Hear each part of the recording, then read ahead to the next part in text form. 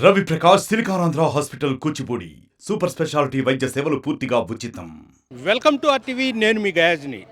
కులమతాలకు అతీతంగా నిర్వహించే బారా షహీద్ దర్గా ఆవరణంలో ఉన్నాము. అంటే ఈ నెల 17వ తేదీ నుంచి 21వ తేదీ ఇక్కడ కులమతాలకు అతీతంగా పెద్ద ఎత్తున బారా షహీద్ దర్గా ఉత్సవాలు జరుగుతాయి. ప్రస్తుతం మనము దర్గా ఆవరణంలో ఉన్నాము. ఈ దర్గాలోనే సుమారు 12 మంది అమరవీరుల సమాధులు ఉన్నాయి. అందుకే బారా షహీద్ అంటే 12 మంది అమరవీరులు అయ్యారు, ఇక్కడ అమరులయ్యారు. అందుకోసమే బారా షహీద్ దర్గా అని కూడా ఇక్కడ ఇచ్చేసి రాష్ట్ర నలుమూల నుంచి పెద్ద ఎత్తున భక్తులు ఇక్కడికి వచ్చి మొక్కుకుంటారు. అయితే ఈ పండగప్పుడు ఈ బారా షహీద్ దర్గా లోపల వచ్చి మొక్కుని అదేవిధంగా వాళ్ళ కోరికలు నెరవేరిన తర్వాత మళ్ళీ మొక్కులు చెల్లించుకుంటుంటారు. అయితే ప్రధానంగా మనం చూస్తున్నాము లోపల మొత్తము 12 మంది అంటే బారా షహీద్ అంటే 12 మంది అమరవీరులైన వాళ్ళ సమాధులు కూడా మనము చూస్తున్నాము. ప్రస్తుతం మనం వీడియో జర్నలిస్టు ప్రదీప్ అయితే ఈ సమాధులు సైతం మొత్తం చూపిస్తున్నారు. అంటే మొత్తం 12 సమాధులు ఉన్నాయి. అంటే ఇక్కడ 12 మంది అమరవీరులు అయ్యారు.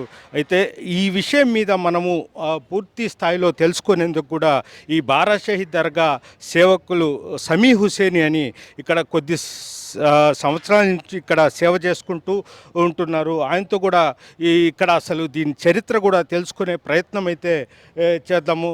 సలాం అలైకుం. సమీ భాయ్ చెప్పండి, అంటే మీరు కొన్ని సంవత్సరాల నుంచి ఇక్కడే ఈ సేవ చేసుకుంటా వస్తున్నారు. ఒకప్పుడు చూస్తే మొత్తం ఏం లేదు, అంటే కనీసము కాలకృత్యాలు కూడా జరుపుకునే రోజులు మీరు చూస్తున్నాం, నేను కూడా చూస్తున్నా. కాలక్రమేణా మొత్తం డెవలప్ అవ్వడం జరిగింది.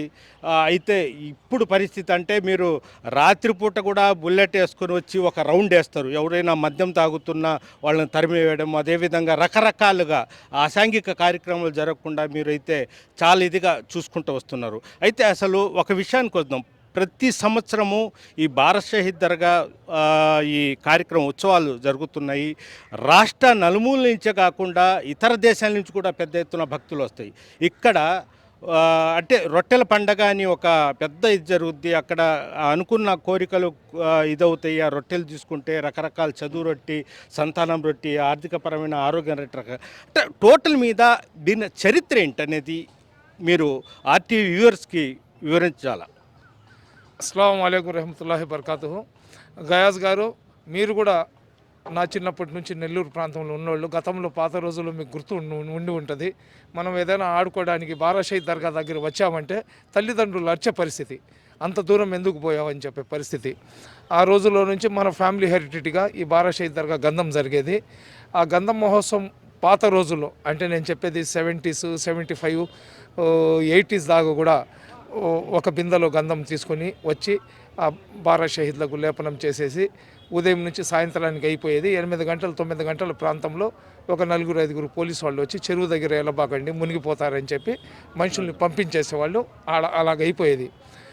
ఏదైనా కానివ్వండి, ఎక్కడైనా కానివ్వండి, మన శరీరాలకు కులాలు మతాలు ఉంటాయి. శరీరం లోపల ఉన్న ఆత్మకు కులం ఉండదు, మతం ఉండదు. అన్ని ఆత్మలకు పరమాత్ముడు ఒక్కడే అని చెప్పి ఏ గ్రంథం కూడా, ఖురాన్ కానివ్వండి, బైబిల్ కానివ్వండి, అదేవిధంగా భగవద్గీతలు కానివ్వండి, దేంట్లో కూడా మీకు అన్ని ఆత్మలకు పరమాత్ముడు ఒక్కడే అనే సందేశాన్ని ప్రతి ఒక్కరు కూడా ఇస్తారు. అయితే ఆ సర్వేశ్వరుడు అనేవాడు ఎవరికి కనబడడు. కానీ విశ్వంలో ఎక్కడైనా చెడు జరుగుతుంటే దాన్ని అడ్డుకట్ట వేయడానికి కొంతమంది దైవాంశకులను ఆ భగవంతుడు మానవ రూపంలో సృష్టిలో పంపించి ఆ చెడును ఆపే ప్రయత్నం చేస్తారు. అందులో భాగంగానే ఈ బారా షహీద్లను ఆ సృష్టికర్త పంపించాడని చెప్పి మేము అనుకుంటున్నాం. ఎందుకంటే 400 సంవత్సరాల ముందర ఈ నవాబుల పాలన జరిగే రోజుల్లో కొన్ని ప్రాంతాల్లో బలవంతంగా ఇతర మతస్థులను ఇస్లాం ధర్మంలో మలుచుకునే ప్రయత్నాలు జరుగుతుండేవి. ఆ రోజుల్లో టర్కీ నుంచి మిర్జా అలీ బేగ్ హుసేనీ తుర్క్మాన్ అని చెప్పే ఒక అతను టర్కీ నుంచి వాళ్ళ శిష్యులను తీసుకొని ఇక్కడికి వచ్చి ఏదైతే ఇక్కడ ఇస్లాంకి వ్యతిరేకంగా ముస్లింలే చేస్తున్న కార్యక్రమాలను అడ్డుకట్టు వేసుకుంటూ అతను వచ్చినాడు.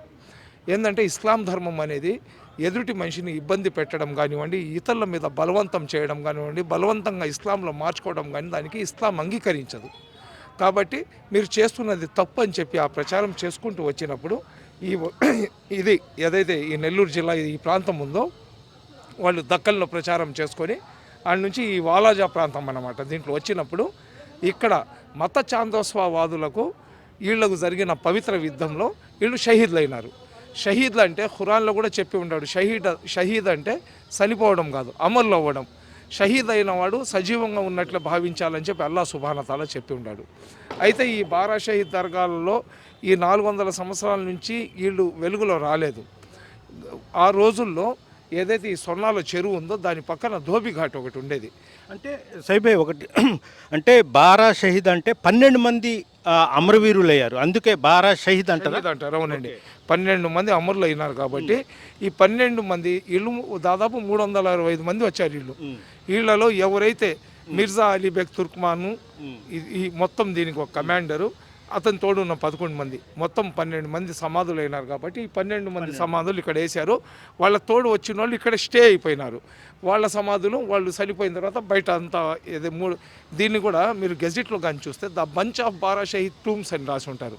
ద బంచ్ ఆఫ్ అంటే చాలా అని చెప్పి. ఆ తర్వాత ఈ రజికా సోదరులు నేను చెప్పాను కదా, వాళ్ళు ధోబి ఘాట్లో బట్టలు ఉతుక్కున్న తర్వాత వాళ్ళు ఏం చేస్తారంటే ఇక్కడ చెట్ల పొదల్లో ఏం చేస్తారంటే బట్టలను ఆరవేసి మంచి ఎండాకాలం వాళ్ళు నిద్రపోతారు. నిద్రపోయిన తర్వాత వాళ్ళకు నిద్ర చీకటి అయిపోద్ది, చల్లటి గాల్లో వాళ్ళు నిద్రపోతారు. అర్ధరాత్రి ఎవరైతే రజక సోదరులు ఉన్నారో వాళ్ళ మిస్సెస్ రజక సోదరిమణికి ఒక కల పడుతుంది అనమాట. ఆ టైంలో మొదటి వాలాజా నవాబు గారి కూతురు అనారోగ్యంతో ఇబ్బంది పడుతుంటే ఆయన ప్రపంచవ్యాప్తంగా దండోరా కొట్టించుంటాడు. నా కూతురుకు ఎవరైనా ఏ రకంగా అయినా ఆమెను కానీ సంపూర్ణమైన ఆరోగ్యవంతురాలు కానీ చేస్తే మీరు కోరుకున్నంత ధనం నేను ఇస్తానని చెప్పి అతను దండోరా వేయించుంటాడు. కానీ ఎంతమంది ప్రయత్నం చేసినా కానీ ఆమె ఆరోగ్యం అయితే సంపూర్ణంగా రాదు. ఆ రజిక సోదరిమణి ఎవరైతే ఇక్కడ నిద్రపోయి ఉంటుందో ఆమెకు రాత్రి ఒక కల పడుతుంది అనమాట. మీ వెనకాల పొదల్లో 12 సమాధులు ఉన్నాయి, ఆ సమాధుల దగ్గర ఉన్న మట్టిని తీసుకొని పోయి మీ నవాబ్కి ఇవ్వండి. ఆ మట్టి వాళ్ళ కూతురు శరీరానికి లేపనం కానీ చేస్తే ఖచ్చితంగా ఆమె సంపూర్ణమైన ఆరోగ్యాన్ని ప్రసాదించుకుంటుందని చెప్పి ఆమె కలబడుతుంది. ఆమె భయపడిపోయి నిద్రలేసి వాళ్ళ భర్తను లేపిన తర్వాత ఏందని చెప్తే ఈ కళ ఆమె వాళ్ళ భర్తకు చెప్పిన తర్వాత వాళ్ళిద్దరు కూడా ఈ పొదల్లో వచ్చి చూస్తారు. పొదల్లో వచ్చి చూసినప్పుడు ఇక్కడ ఒక దివ్యమైన వెలుతురు కనబడుతుంటుంది. ఒక పులి తన తోకతో ఇక్కడ ఉన్న చెట్లకు సంబంధించిన ఆకులుగా చెత్త చెదరం ఏదైతే ఉందో దాన్ని పులి 1000 plus faculty, 600 plus PhD, industry driven skilling. KL, deemed to be university. Clean చేస్తూ ఉంటుంది.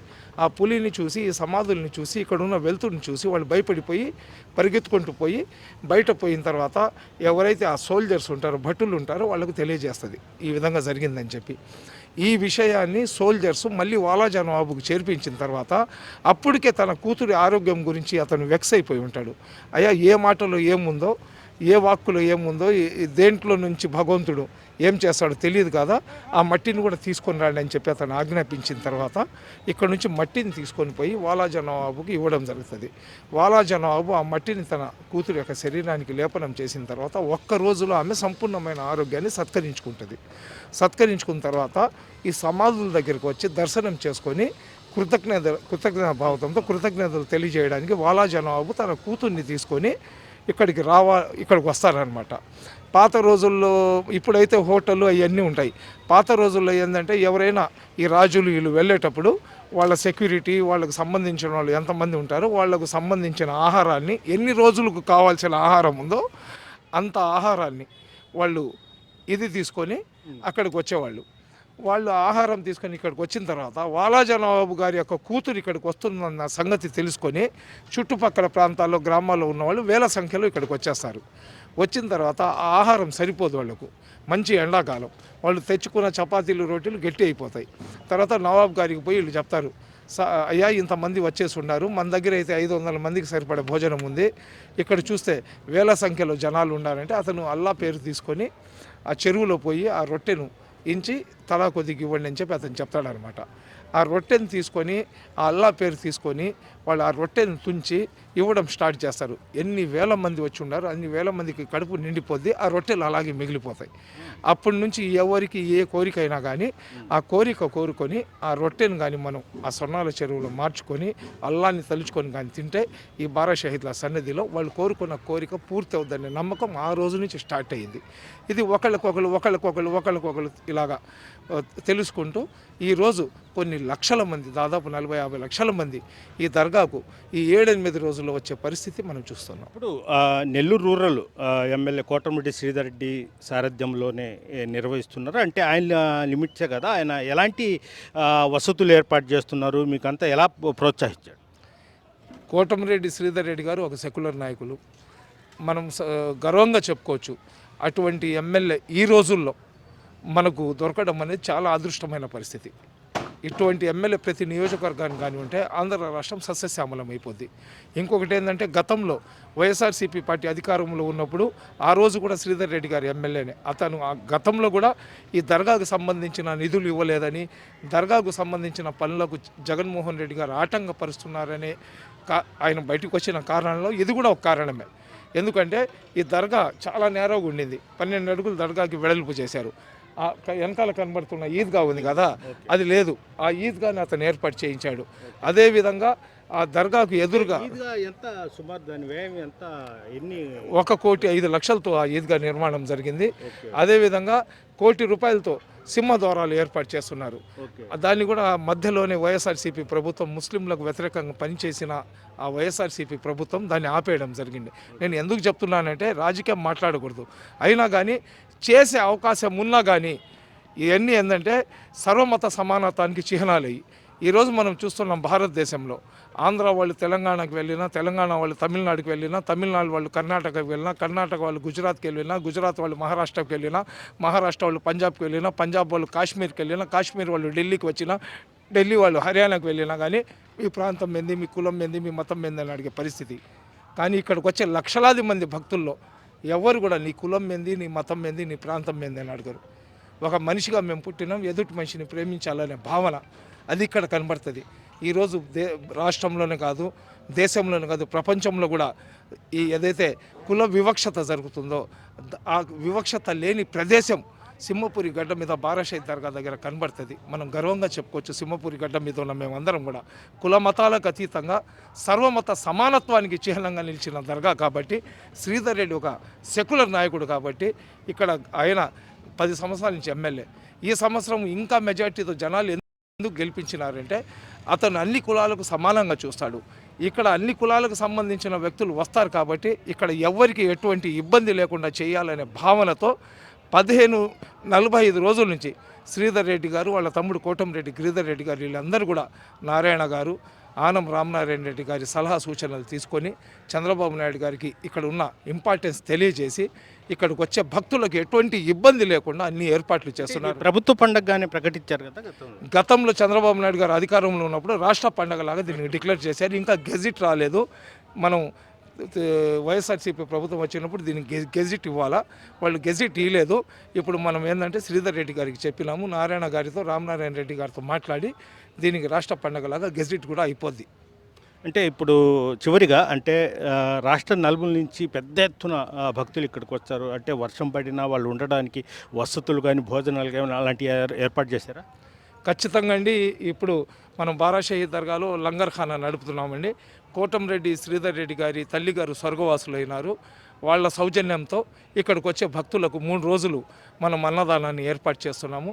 అదేవిధంగా ఇక్కడ వర్షం వచ్చి భక్తులు ఇబ్బంది పడకూడదనే ఒక ఆలోచనతో మ్యాక్సిమం మీరు చూస్తున్నారు వాటర్ ప్రూఫ్ షెల్టర్స్ వేసినారు. అది కాకుండా దర్గాకు చుట్టుపక్కల ఉన్న అన్ని ఫంక్షన్ హాల్స్ని కూడా శ్రీధర్ రెడ్డి గారు ఇచ్చిన ఆదేశాల మేరకు గిరిధర్ రెడ్డి గారు హోల్డ్ చేసి పెట్టున్నారు. చిన్న వర్షం వచ్చినా కానీ దాదాపు ఒక 30 ఫంక్షన్ హాల్స్ చుట్టుపక్కలంతా ఫంక్షన్ హాల్సే అక్కడ తలదాచుకోవడానికి ఏర్పాట్లు చేసినారు. మహిళలు ఇబ్బంది పడకుండా బట్టలు మార్చుకోవడానికి వాళ్ళ కోసం సపరేట్గా ఇచ్చేసినారు. ఎక్కడైతే పార్కింగ్ స్థలాలు ఉన్నాయో అక్కడ మొబైల్ టాయిలెట్స్ని ఏర్పాటు చేసినారు. పోలీస్ వాళ్ళ నిగ్రహణలో ఇక్కడ కలెక్టర్ గారు, కార్పొరేషన్ వాళ్ళు, ఎక్కడ కలెక్టర్ గారి ఆదేశాలతో మన కోటమిరెడ్డి శ్రీధర్ రెడ్డి గారి ప్రయత్నంతో ఇక్కడ శానిటేషన్ వర్కులు కానీ కార్పొరేషన్ వాళ్ళందరూ కూడా చిన్న ఈ చెత్త చెదారం కూడా మీరు చూడండి ఎంత నీట్గా ఉందో, అన్ని ఏర్పాట్లు జరుగుతున్నాయి. ముఖ్యంగా ఏంటంటే ఇది సింహపురి గడ్డ మీద ఉన్న హిందూ ముస్లిం దళిత క్రైస్తవ సోదరుల పండగ ఇది. మనం అందరం కూడా మన పండగలు మనమే చేసుకుంటాం, కానీ రొట్టెల పండగ వచ్చినప్పుడు సింహపురి గడ్డ మీద ఉన్న ప్రతి ఒక్కరు కూడా బిజీ అయిపోతారు. ఎవరో ఒకరు వాళ్ళ బంధువులు వచ్చి దిగేస్తుంటారు రొట్టెల పండగకి వెళ్ళాలని. మీ ఇంట్లో కూడా బంధువులు వస్తారు, చాలాసార్లు మీరు పాసులు కావాలని అడిగి ఉన్నారు. ఎందుకంటే వచ్చేస్తారు, ఆ విశ్వాసం అన్నమాట. ఇక్కడ వచ్చే ప్రతి ఒక్కరు కూడా మనం అందరం కూడా ఆతిథ్యం ఇద్దాం. ఇప్పుడు దాకా ఈ విధంగా జరగలేదని ప్రజలు చెప్పే విధంగా శ్రీధర్ రెడ్డి గారు, గిరిధర్ రెడ్డి గారు చేయాలనే ఆలోచనలు ఉన్నారు. ఖచ్చితంగా అల్లా యొక్క చెల్లని ఆశీస్సులు కానీ ఉంటే ఆ విధంగా జరుగుతుందని తెలియజేసుకుంటున్నాను. ఇది పరిస్థితి. అంటే ఈ నెల 17వ తేదీ నుంచి 21వ తేదీ వరకు జరిగే బారా షహీద్ దర్గా రొట్టెల పండుగ ఘనంగా జరిపేందుకు మంత్రులు ఆనం రామనారెడ్డి, అదేవిధంగా పొంగు నారాయణ సలహా సూచనల మేరకు నెల్లూరు రూరల్ ఎమ్మెల్యే కోటమిరెడ్డి శ్రీధర్ రెడ్డి అంటే దర్గా ఇక్కడ బారా షహీద్ దర్గా వాళ్ళ సేవకులుగా కొంతకాలం నుంచి ఉంటున్న సమీ హుసేని, అదేవిధంగా ఇలాంటి కొంతమందిని సమీకరించి ఈసారి ఘనంగా ఈ రొట్టెల పండుగ జరుపుకేందుకు ఒక పథకం ప్రకారం, అంటే ఒక ఇది ప్రకారం, విజన్ ప్రకారం చేస్తున్నారు. అయితే వర్షం వచ్చినా ఎండ వచ్చినా వాళ్లకు వచ్చే భక్తులకు ఇక్కడ వసతులు ఏర్పాటు చేస్తున్నారు. అదేవిధంగా ముందు జాగ్రత్త చర్యగా ఈ పరిసర ప్రాంతాల్లో ఉన్న కళ్యాణ మండపాలని కూడా హోల్డ్ చేసి పెట్టడం జరిగింది. అదేవిధంగా కోటమిరెడ్డి శ్రీధర్ రెడ్డి తల్లిగారు స్వర్గస్థులయ్యారు. ఆమె పేరు మీద 3 రోజుల పాటు ఎంతమంది వచ్చిన భక్తులకు సమీ హుసేన్ ఆధ్వర్యంలోనే అన్నదాన కార్యక్రమం అయితే నిర్వహిస్తారు. మొత్తం మీద ఎటువంటి అవాంఛనీయ సంఘటనలు జరగకుండా, ఎలాంటి ఇబ్బందులు జరగకుండా అందరూ ప్రతి ఒక్కరు కుల మతాలకు అతీతంగా ఇక్కడ నిర్వహించబడే బారా షహీద్ దర్గా రొట్టెల పండుగ ఘనంగా జరిపేందుకు చాలా పకడ్బందీగా అయితే ప్రణాళిక రూపొందించి చేస్తున్నట్లు కూడా సమీ హుసేన్ చెప్తున్నారు. వీడియో తెలియని ప్రదీప్తో గయాజ్, ఆర్టీవీ, నెల్లూరు బారా షహీద్ దర్గా నుంచి. మరిన్ని వీడియోస్ కోసం ఛానల్ ని సబ్స్క్రైబ్ చేయండి. లేటెస్ట్ అప్డేట్స్ కోసం వాట్సాప్ ఛానల్ ని ఫాలో చేయండి. అండ్ లింక్ డిస్క్రిప్షన్ లో ఉంది.